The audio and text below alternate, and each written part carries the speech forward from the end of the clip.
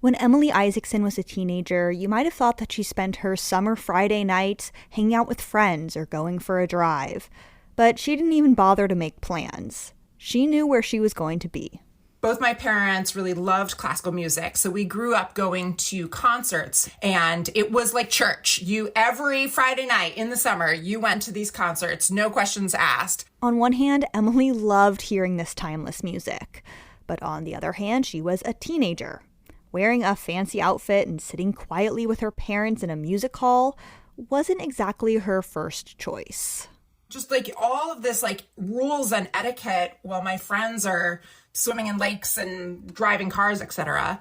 And I'm the youngest person in that audience by 20, 30 years. But also, I felt really moved by this music, but not getting to respond, engage, interact in any way was not my jam. And I felt that really early on, that sort of split, like I love this music, but I don't love the way that I'm being asked to experience it.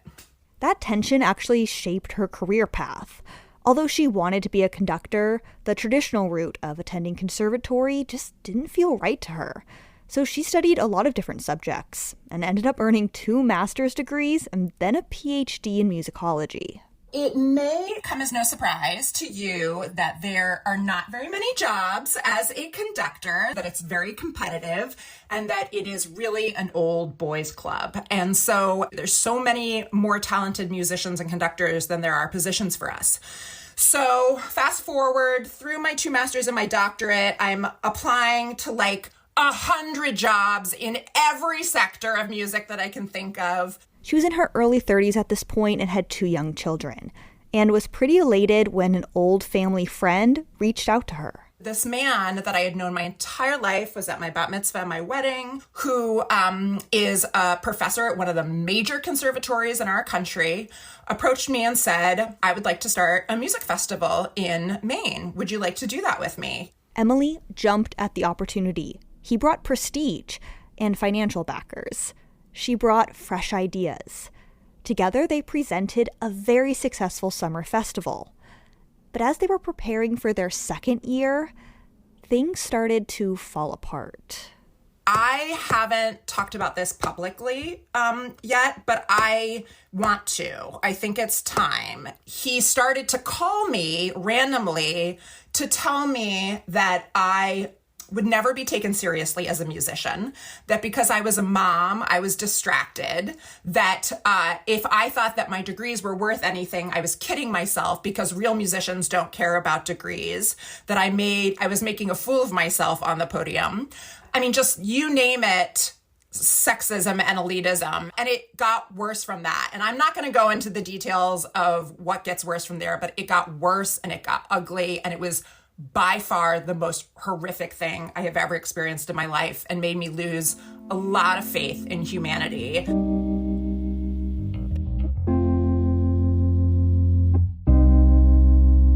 I don't want this to be a Me Too story. I'm not worried about backlash from him, but I think that sometimes when people share their stories, that then becomes the only thing they're known for. And it's really important to me that I am known for my creativity and my inventiveness and my leadership and my vision. Some of that was developed out of this hard experience, but that I am not identified by that hard experience.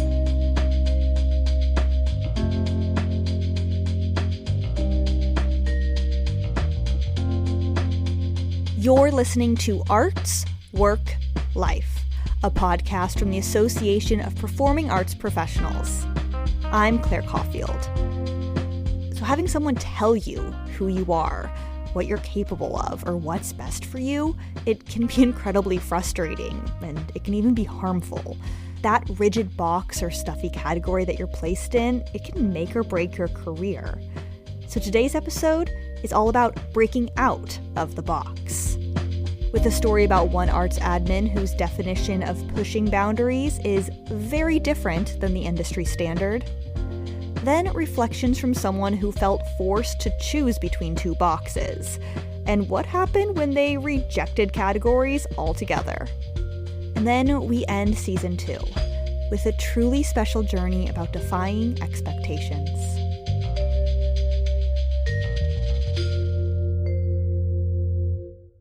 Act 1, Uprising. We return to Emily Isaacson for today's first story. Emily decided to leave that music festival and start her own company. She produced events that brought classical music to audiences in new ways that she would have liked as a teenager. Outdoor shows, family-friendly shows, shows with beer pairings, and even yoga classes set to classical music. Over the years, her company, called Classical Uprising, it became a success, which brings us to January 2023, when Emily attended the APAP conference in New York City. I was really excited for all the panel sessions with the consultants about best practices and data and the stuff that my organization can't afford to do on our own. And then I was there to network. I was hoping I'd meet some new friends and colleagues who would dream with me. I met somebody who I would have been too intimidated to go up to or reach out to individually, but we had been talking about our projects around the table, and she said, "Oh, you sound like your stuff is really cool. Let's get coffee and talk about it." And so we found a little corner of the Hilton to sit in and to chat. And I was super excited to talk with this person because they're one of the artistic programmers for a major festival, and they had this program called Breaking Boundaries. And I'm like, yes, this is me. I am all about pushing genres and formats, and I'm all about breaking boundaries. And then I said, "Tell me about this breaking boundaries thing. What are you doing this year?" And the person said, "Women composers." And I was like, okay, that seems like 50% of the population of sexes. So that seems like a little not super boundary breaking, but whatever, benefit of the doubt, go for the ride. And I said, "Oh, cool. Okay, great. What are you doing the following year?" And they said, "We're going to do minority composers." And that was just when my heart went into my stomach. And the mixture of frustration and anger and sadness. I think a lot about allyship in these national conversations around race and equality and inclusion. And I think a lot about performative allyship. And to say minority composers, it felt so tone deaf to the conversations that we've been having in our larger society. And, I'm quick on my feet. So I pivoted and I was like, another way that you could think about pushing boundaries is by thinking about who we're performing for, how we're performing, and what are the things that we include in the performance that make people feel either included to be there or more connected to the music than they did before.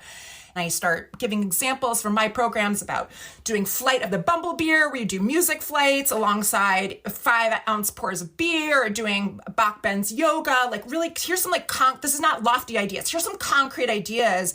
And this person could just not understand what I was talking about. That was so frustrating for me because it made me realize that the national conversation and the conversation that I'm trying to have is just ships passing in the night with the way these major classical music organizations are being run and the echo chambers that are happening inside them. I had a couple of conversations like that. I had a lovely conversation with a wonderful man from a big time agency. And he said, "Listen, I really love what you're doing. I think it's great. And I think it's where we need to head. But I'm sorry, I cannot take you on as an artist because I can't sell you. What you're trying to do doesn't fit into the orchestral world, doesn't fit into the classical music ecosystem." It brought back that sinking feeling that I'm an outsider, I don't belong. And so if this is gonna happen, I'm gonna have to pave my own way. And that is, on good days, an exciting thing, but most days a really hard and exhausting thing.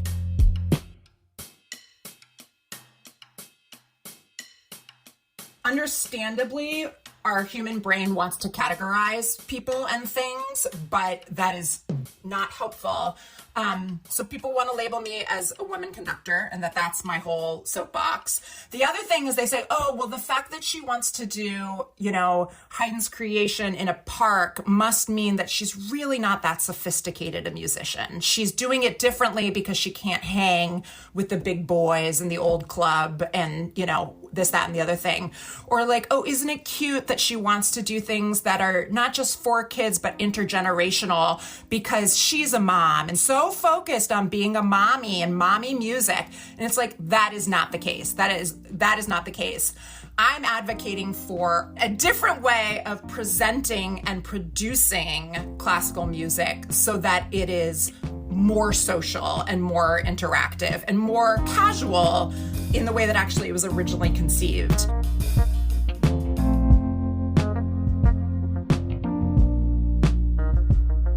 There's a script. If the people in power, whatever you want to call it, there's a script that's readily available to them to put other people down who don't look like them or have the same background as them. And it's easy to reach for that script of like, oh, you're a mommy, oh, you're whatever, because they're threatened that they don't have the answers. It's just like toddlers. They act up when they feel their space is being threatened. And so if they feel like, oh, maybe that person has an answer that I don't have, I got to shut that person down before they have a chance to show that what I'm offering is not of as much value. That experience taught me that I am so much stronger and braver and tolerant of risk than I ever thought I was. And that just because you're uncomfortable with something doesn't mean that you can't handle it.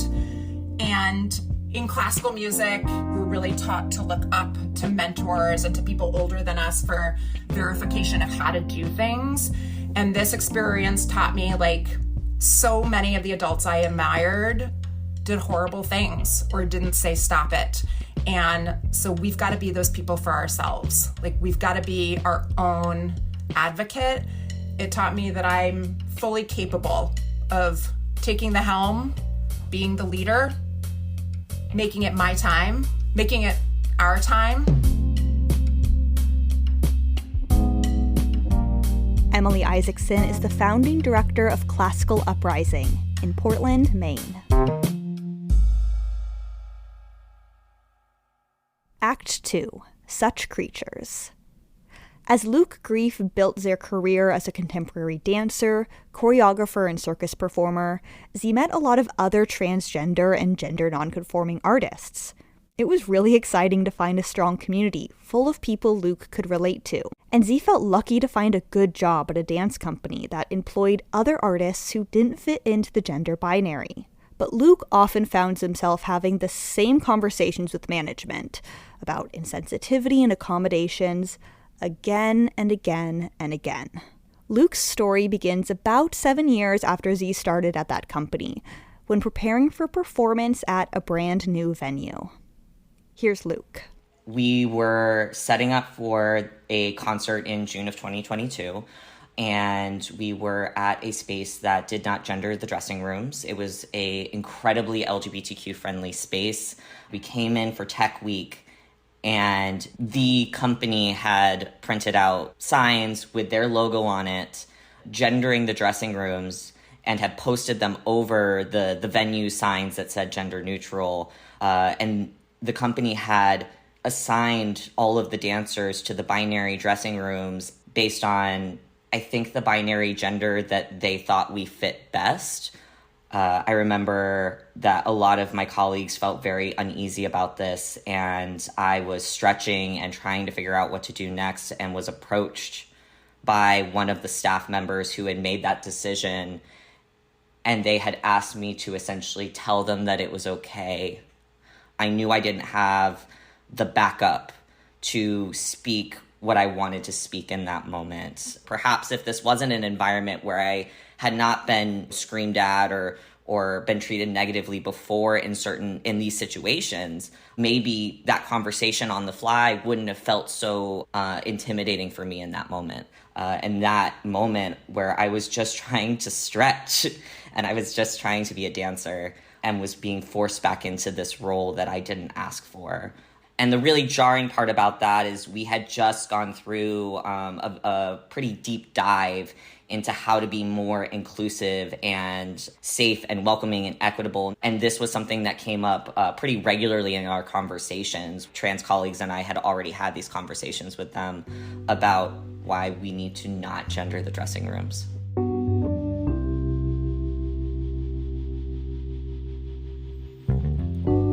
Dancers often feel like they can't speak up in companies, and that's not towards this company in particular. I think that's towards a lot of dance companies and the culture that's created, that dancers feel like they are expendable, and if they say the wrong thing or speak out about their pay or treatment, that they could easily just be either pulled from the project they're on or not invited to come back, and that's their income. Because I had income aside from my dance career, I was often the one to be a little more vocal about the issues.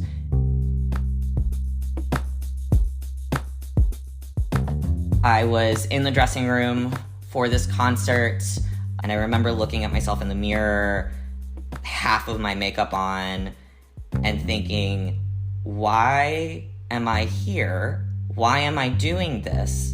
And then I realized I don't have to be here. Nobody is forcing me to be here. However, because I am not unprofessional, I did the show and I put the best performance I could. I went home and I sent my resignation email in that day. I signed the email with "Pride was a riot." I was done. At the end of the day, I think I decided that it was worth jeopardizing my career if it meant that I didn't have to go back there.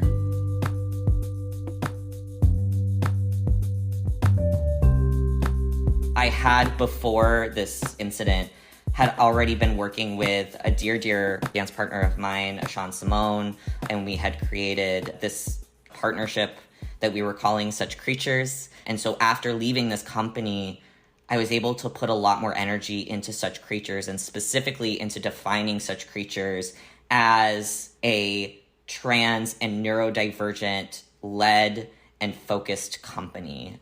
We say in our bio that we specialize in, quote, trans audacity. That is incredibly indicative of what we do and the attitude that we have. We started to draft a gender expansion primer for dance companies. It was basic things like casting dressing rooms, how to engage in conversations with artists about their identity. It blew up a little bit on the internet, gained us a lot of recognition in that we weren't just a company of trans dancers just doing our thing. Like, we wanted to change the landscape of the dance industry for the benefit of the queer community and the neurodivergent and disabled community. It takes a lot of administrative work to run a company, and I'm sure that's nothing the listeners don't know. It's still just the two of us. Do I still get burnt out? Absolutely. But it's so much easier to manage it because it's fulfilling. It's different because I can see the change that is happening, and it makes me so happy. We're seeing a lot more trans and gender nonconforming and queer-run companies really come up, especially in Chicago. And I love that. I love to see that community, and I'm energized by that.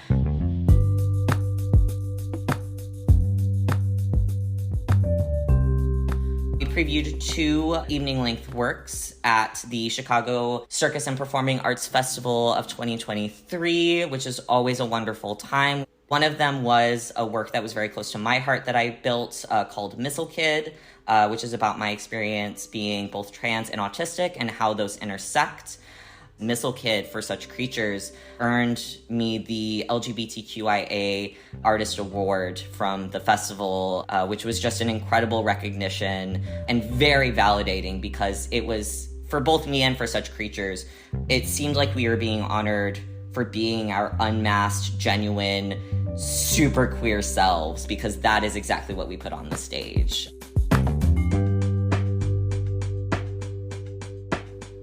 Luke Greeff is a circus artist, choreographer, and educator in Chicago, Illinois.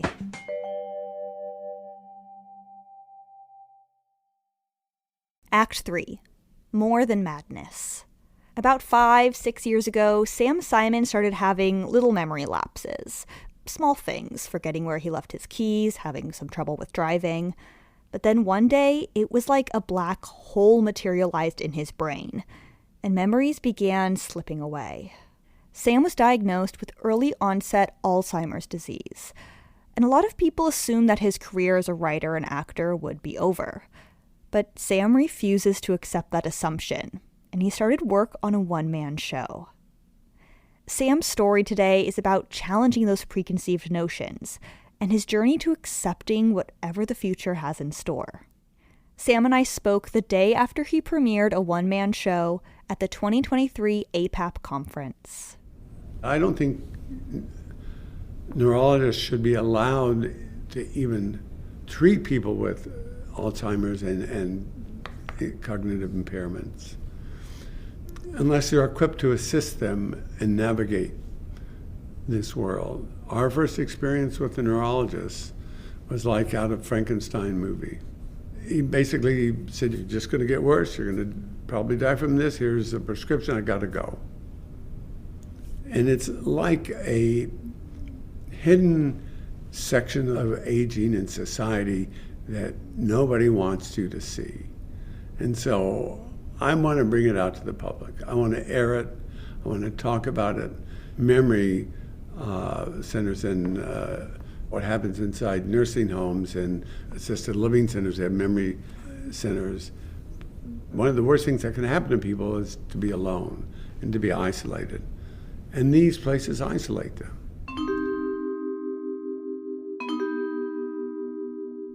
The idea that I could do something on stage with, I hate the word, they call it dementia. And you listen to me on this and you say, "Oh, that guy doesn't have dementia." Well, I've learned that it's a terrible word, and the process of Alzheimer's disease and cognitive decline is different for everyone. We've had to make fairly dramatic changes in our daily lives because of it, but it comes in different areas. Don't ask me to try to work on any of our financial stuff anymore, But I can sit here and talk to you, and I can begin to write a play about this. And I did my showcase last night, and I was humbled by the reaction. I think I have something to share with the art world and with the world. So I'm hoping that Dementia Man, which is the name of the new show, is a work in progress. There are valuable things to be able to show and tell, including the possibility that somebody with early stage Alzheimer's can get on stage. Ladies and gentlemen, please welcome to the stage for Dementia Man, Sam Simon. It's not a happy topic. I think they're going to be questionable whether there's the audience for it. I think there will be, and I think I've learned you don't get into communities until you're part of one. And do we know that there's a Dementia Action Coalition? Do we know that there is East Side Institute in Joy of Dementia? It is a tragedy narrative. There is a counter narrative, and I do have an intention, by the way, in this work to counter that narrative. And that narrative is that life with Alzheimer's disease is not worth living. There's a book out there, I'm not going to name it because I don't want it, about how somebody who was diagnosed with early stage Alzheimer's, my diagnosis, and they went to Switzerland and did accompanied suicide. And I'm also being surprised at how people say, yeah, if that happens to me, that's what I'll do.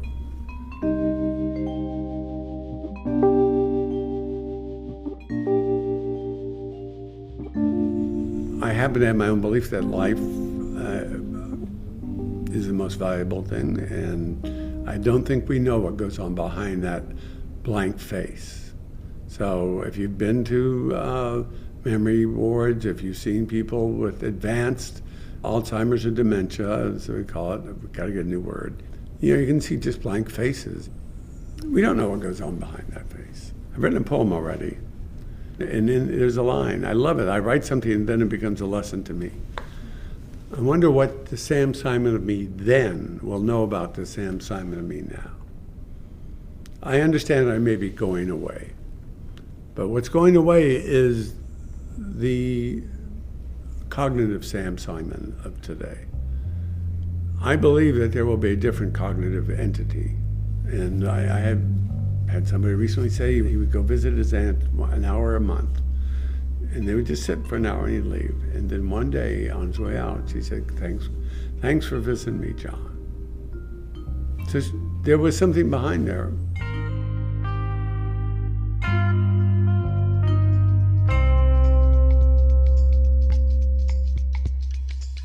So last night was a preview. It was a showcase.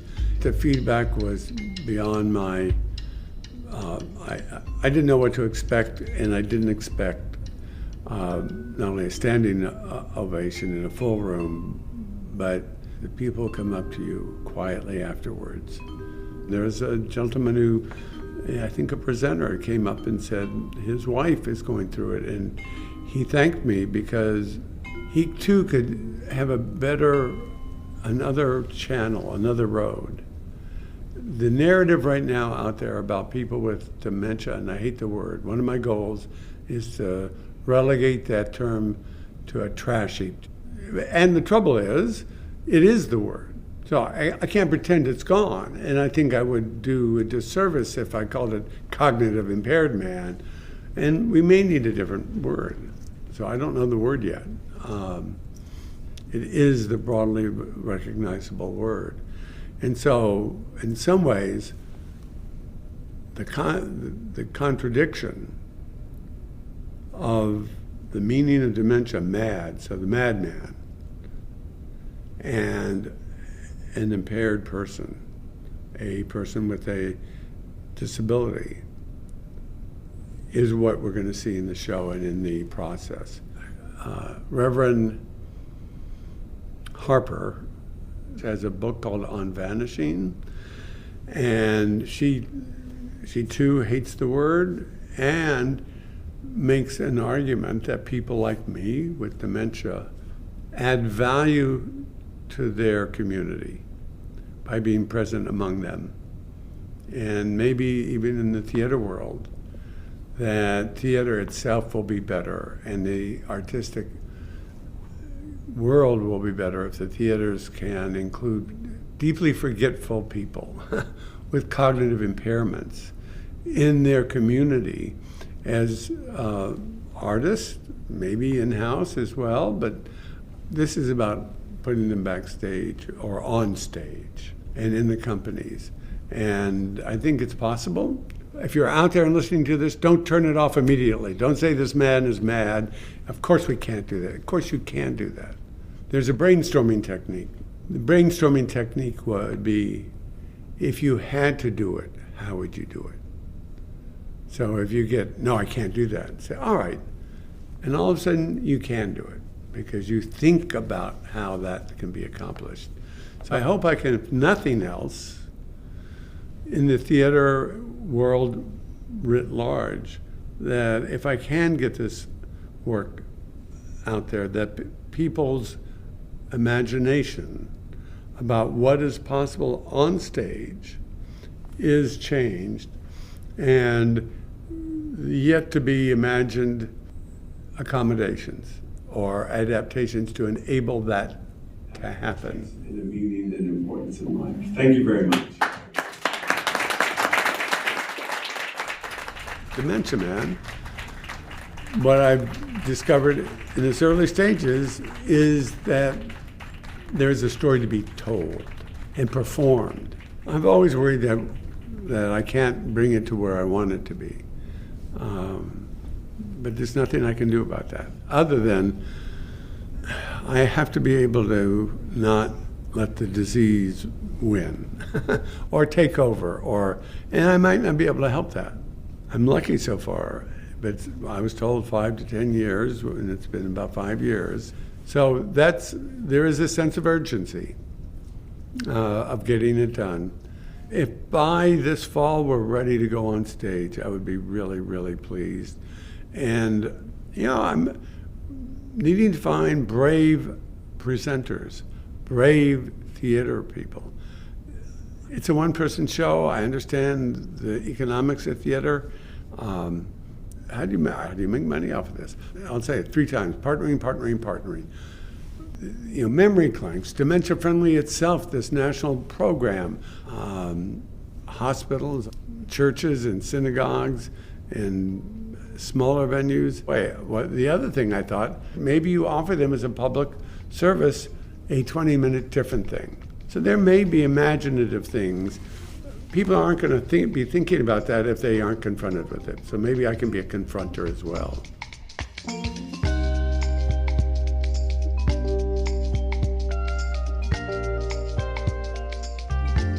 I don't know the end of the story.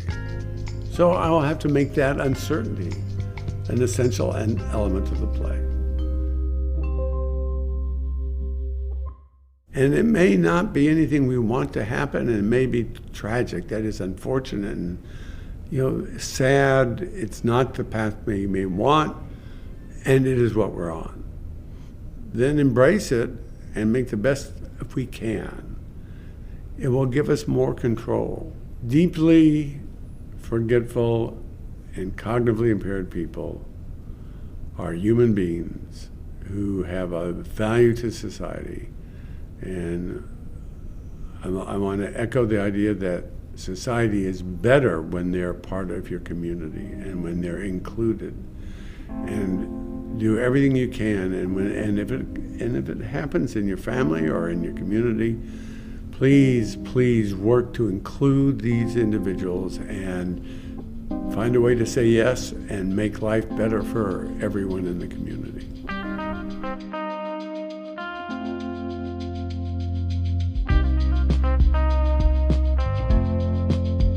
Sam Simon is a playwright, author, and actor in McLean, Virginia.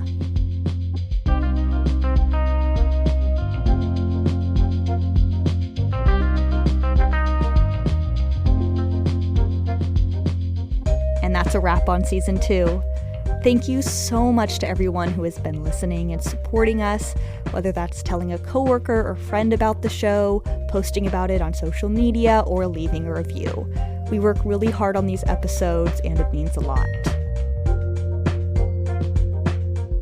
Arts, Work, Life is a production from APAP, the Association of Performing Arts Professionals.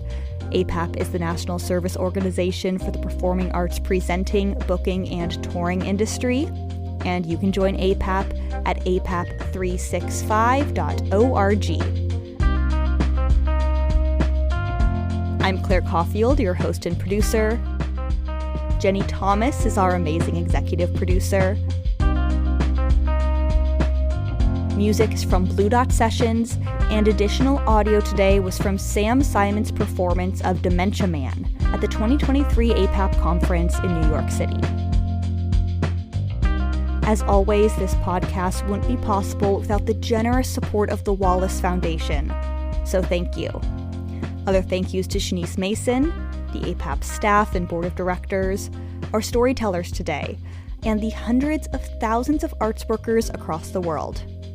Your stories matter, and arts workers are essential.